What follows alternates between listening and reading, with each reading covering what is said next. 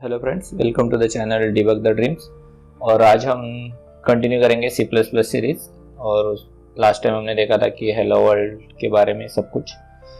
आज हम देखेंगे कि हमारा जो बाइनरी बनता है, मैं बिल्ड करके आपको एक बार दिखाता हूँ कि आप हमारा बाइनरी कैसे बनता है।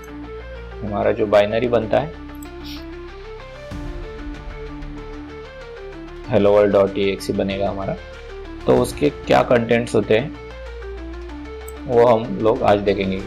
आप लोगों ने कभी इमेजिन किया कि इसको ओपन करेंगे हम लोग ओबीजे डंप में या ओ टूल में या हेक्स डंप में। ये मैंने विंडोज़ में आप लोग ओबीजे डंप यूज़ कर सकते हो, मैक पे आप लोग ओ टूल यूज़ कर सकते हो या लिनक्स पे हेक्स डंप यूज़ कर सकते हो। इन सब टूल में आप लोग आपकी बाइनरी ओपन करके देख सकते हो कि उसमें क्या क्या चीज़ें है।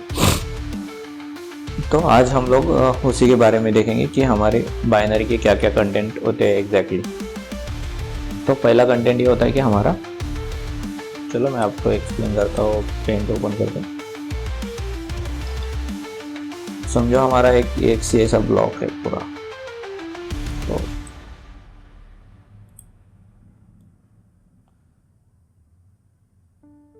पहले रहता है कि फॉर्मेट, कौन से फॉर्मेट है भाई तुम्हारी एक्सी का। तो फॉर्मेट क्या रहता है कि अलग अलग ऑपरेटिंग सिस्टम में अलग अलग फॉर्मेट्स रहते हैं। कि जैसे कि विंडोज़ में हुआ पी, जो पोर्टेबल एग्जीक्यूटेबल बोलते हैं उसको। लिनक्स में हुआ ALF executable and linkable format. Mac में मैचो बोल के एक फॉर्मेट है जो होता है मैक का। तो फॉर्मेट इंफॉर्मेशन होती है, उसको लोडर ओपन करते ही, ऑपरेटिंग सिस्टम लोडर ओपन करते ही वो चेक करता है वो वैलिड है कि नहीं, वो देखते हैं फिर आगे मूव करता है। तो वही हुआ फॉर्मेट, मेटा डेटा हुआ फर्स्ट थिंग। दूसरी चीज़ है कि ये फॉर्मेट में हमारे आर्किटेक्चर की इंफॉर्मेशन रहती है, फिर हमारा एंट्री पॉइंट भी रहता है। ये तीनों इंफॉर्मेशन इस क्या बोलते हैं इसमें फॉर्मेट सेक्शन में रहती है। एक एंट्री पॉइंट, फिर बाद में आर्किटेक्चर इंफॉर्मेशन और फॉर्मेट ऑफ द फाइल। ठीक है, EAF। तो सेकंड रहता है हमारा, सेकंड इंफॉर्मेशन रहती है जो हमारे इंस्ट्रक्शंस है उसके बारे में, उसको कोड सेक्शन बोला जाता है। तो पूरा कोड सेक्शन यहाँ पे रहेगा।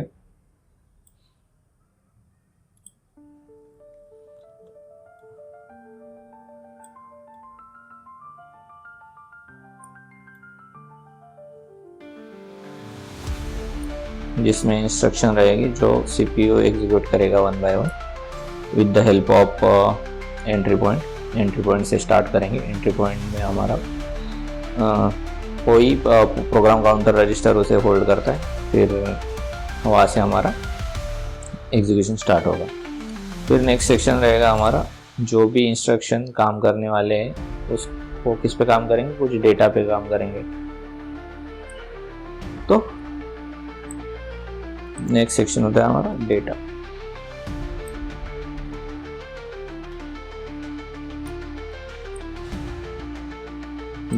डेटा में क्या रहता है कि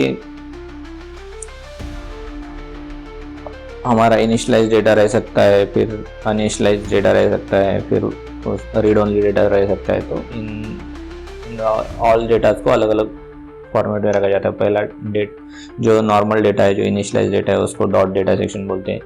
जो अनइनिशियलाइज डेटा है उसको .bss बोलते हैं, ब्लॉक स्टार्टेड बाय सिंबल। और जो हमारा रीड ओनली डेटा है वो R डेटा बोल के स्टोर होता है।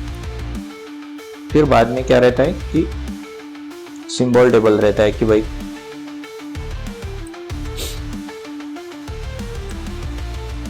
सिंबल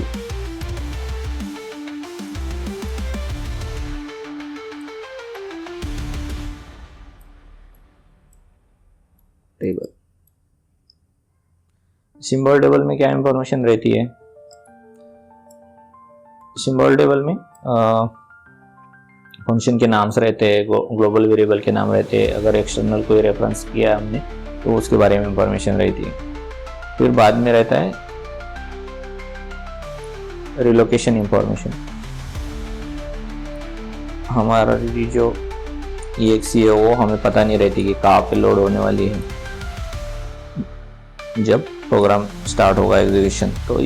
तो यहाँ पे हमारे रिलेटिव एड्रेसेस रहते हैं, और अगर हम लोगों को कोई DLL और उन सबको लोड करना है तो उनके बारे में तो वो प्लेस होल्डर रखे हुए रहते हैं इस इंफॉर्मेशन में, रिलोकेशन इंफॉर्मेशन।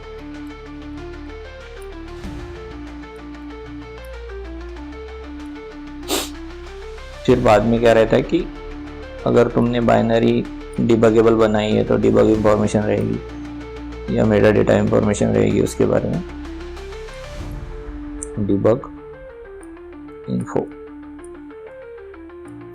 जो हमारा डिबगर टूल यूज करेगा और हमें प्रॉपर सिंबल्स बताएगा, प्रॉपर फंक्शन नाम देगा जब भी हम लोग कोई बाइनरी को डिबग करना चाहिए। फिर बाद में रहता है कि रिसोर्स इंफॉर्मेशन, जैसे हमारे मेन्यूज है या कोई इमेजेस यूज की है या आइकॉन है तो उसका डेटा यहाँ पे रहता है, ताकि जब भी हम एग्जीक्यूट करें इसको तो वो प्रॉपरली सेट हो जाए। फिर बाद में हमारे पास here is the better diagram created rather than writing handwriting. So I have added 2 more section, that is like one is dynamic linking information is there, and as well as the security features. Inside security features there can be code signing related information. In dynamic linking there it's like what we are importing from the external libraries. I think मुझे लगता है इतनी information रहती है। Relocation information में मैंने बताया कि डायनामिक लिंकिंग रिलेटेड इंफॉर्मेशन रहती है, जो DLL की इंफॉर्मेशन हम लोग स्टोर करते हैं। तो चलो एक बार रिकैप करते हैं फास्ट। फॉर्मेट हमारे एग्जीक्यूटेबल में हम क्या क्या रहता है वो हम लोग देख रहे हैं। पहला रहता है कि फॉर्मेट ऑपरेटिंग सिस्टम स्पेसिफिक रहता है, जैसे कि ELF रहता है लिनक्स में, एग्जीक्यूटेबल और लिंकेज फॉर्मेट। विंडोज़ में P रहता है, पोर्टेबल एग्जीक्यूटेबल, और कॉप रहता था पुराने विंडोज़ में। मैक में मैचो बोल के फॉर्मेट है। और क्या इंफॉर्मेशन रहती है फॉर्मेट सेक्शन में तुम्हारी आर्किटेक्चर रिलेटेड इंफॉर्मेशन रहती है, फिर एंट्री पॉइंट रिलेटेड इंफॉर्मेशन रहती है। फिर बाद में क्या आता है, तुम्हारा कोड सेक्शन आता है, उसमें अलग अलग से कोड रहता है कि भाई ये रीड ओनली सेक्शन है, उसमें कुछ नहीं रहेगा। फिर एग्जीक्यूटेबल सेक्शन रहेगा, ये सब रहेंगे कोड सेगमेंट में।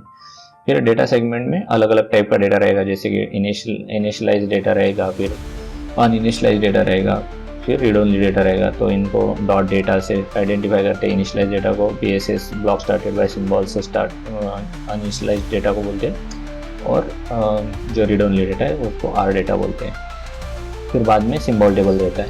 सिंबल टेबल में क्या रहता है कि जो भी वेरिएबल यूज़ कर रहे हैं या फंक्शन नेम यूज़ कर रहे हैं, जो भी रेफरेंसेस यूज़ कर रहे हैं वो सब सिंबल टेबल में रहेगा। फिर बाद में आता है रिलोकेशन इंफॉर्मेशन, और उसमें रहती है इंफॉर्मेशन एड्रेसेस के बारे में इंफॉर्मेशन रहती है। हमारी बाइनरी अभी हार्ड ड्राइव पे है, उसका एड्रेसेस का कोई रिलेशन नहीं है, तो जब भी रैम में लोड होगी तो हमें एक पर्टिकुलर एड्रेसेस को फिक्स करना होता है, रिलेटिवली मैप करना होता है इसके रिलेटेड इंफॉर्मेशन। और जो भी डायनेमिकली हमें DLL रिलोकेशन डायनेमिकली जो भी DLL लोड करनी है तो उसके लिए प्लेस होल्डर एड्रेसेस यहाँ पे रिलोकेशन इंफॉर्मेशन में रखे हुए रहते हैं। फिर बाद में रहते हैं मेटा डेटा या डिबग इन्फो। तो मेटा डेटा हमारे फाइल के रिलेटेड मेटा डेटा रहता है। फिर बाद में अगर हम लोग हमारे एग्जीक्यूटेबल का फॉर्मेट अगर रिलीज नहीं है, डिबग है, तो उसमें डिबग सिंबल्स रहेंगे और उसका यूज़ करके हम लोग को प्रॉपर डिबगिंग इंफॉर्मेशन मिलेगी। फिर वह एक रहता है कि हमारे एग्जीक्यूटेबल को आइकॉन्स रहते हैं, मेन्यू रहते हैं या कुछ इमेजेस यूज़ किए हुए रहती है, तो उसके बारे में इंफॉर्मेशन और उसका डेटा रिसोर्सेज सेक्शन में रहता है। तो ये हुआ ऑल अबाउट द एग्जीक्यूटेबल और accordingly format of the executable ये कंटेंट ऊपर नीचे रहते हैं और थोड़ा इधर उधर चेंज रहता है ऑपरेटिंग सिस्टम के अकॉर्डिंग। आई होप आप लोगों को ये समझ में आया होगा कि एग्जीक्यूटेबल के अंदर क्या रहता है। मैंने जैसे 3 टूल के नाम बताए थे, मैक पे ओ टूल और विंडोज़ पे OBJDUMP और लिनक्स पे हेक्सडम्प आप लोग यूज़ कर सकते हो ये सब कंटेंट देखने के लिए। ऐसे अगर आप लोगों को एकदम डेंजरस और सही सही इंफॉर्मेशन के बारे में सीखना है तो मेरे चैनल को सब्सक्राइब करो और नेक्स्ट वीडियो हम लोग देखेंगे कि ये अभी वर्चुअल प्रोसेस मेमोरी लेआउट में कैसे कन्वर्ट होता है। और I think that's all. Thank you for watching.